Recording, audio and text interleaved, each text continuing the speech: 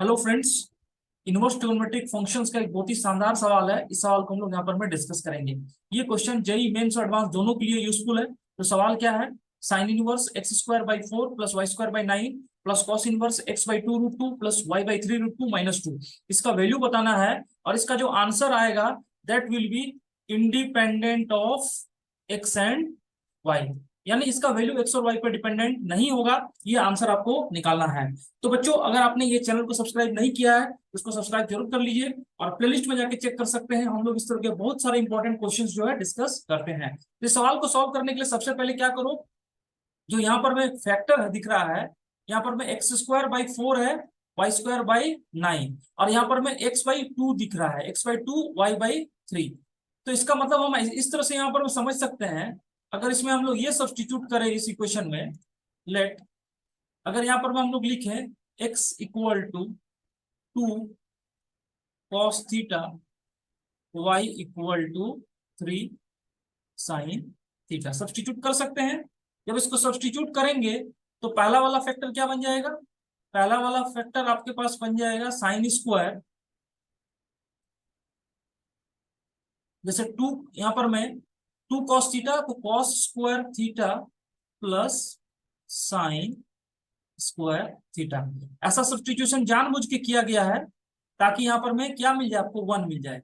जब ये वाला फैक्टर 1 मिलेगा तो अगला वाला फैक्टर में क्या होगा उसको ध्यान से समझिए।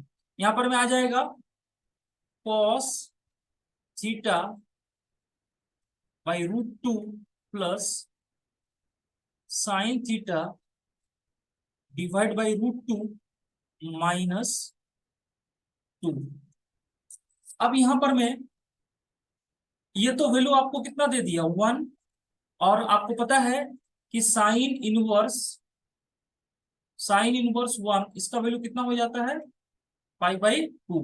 तो ये वैल्यू तो आपको मिल जाएगा पाई बाई 2 प्लस, अभी ये वैल्यू को निकालना है। तो ये वैल्यू को निकालने के लिए यहाँ पर में क्या है, cos theta plus sine theta. आपको एक चीज समझना है, इनवर्स ट्रिगोनोमेट्रिक फंक्शन में अगर कहीं पर में कॉस इनवर्स एक्स हो तो एक्स का रेंज कहां से कहां तक होता है, -1 से लेके 1 के बीच में।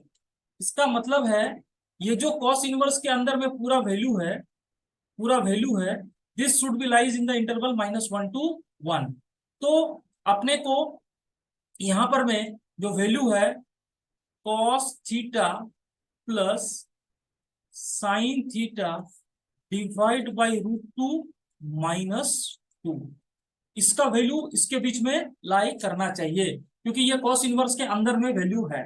तो आप समझो यहाँ पर में अब ट्रिगोनोमेट्री का एक बहुत ही इंपॉर्टेंट कॉन्सेप्ट होता है, वो आपको समझना है।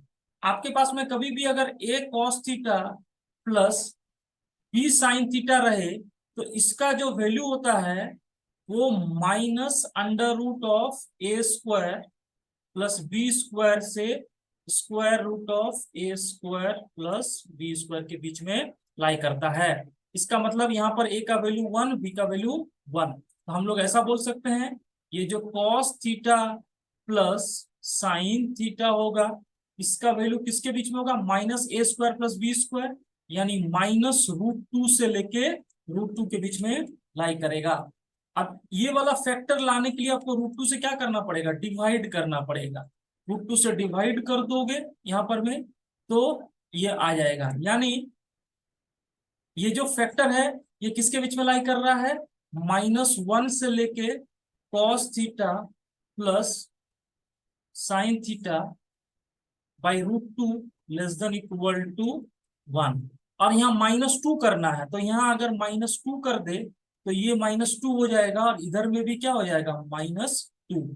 तो ये जो पूरा एक्सप्रेशन है, ये पूरा एक्सप्रेशन है जो कि अपने को -1 से 1 के बीच में लाई करना चाहिए, इसका वैल्यू हो जाएगा -3 से लेके, ये एक्सप्रेशन को मान लो अगर एफ ऑफ थीटा मान लिया जाए, ये अगर एफ ऑफ थीटा हो गया तो -3 से लेके F of theta less than equal to कितना हो जाएगा, -1। लेकिन यहां पर मैं जो एक्सप्रेशन मैंने बताया है जैसे कॉस इनवर्स एक्स, तो ये कॉस इनवर्स के अंदर में था, इसका वैल्यू किसके बीच में लाई करना चाहिए, -1 से 1 के बीच में। तो यहां पर मैं ये तो -1 के पीछे ही जा रहा है, इसका मतलब है ये जो एफ ऑफ थीटा होगा इसका वैल्यू कितने के बराबर हो जाएगा, -1 के बराबर होगा।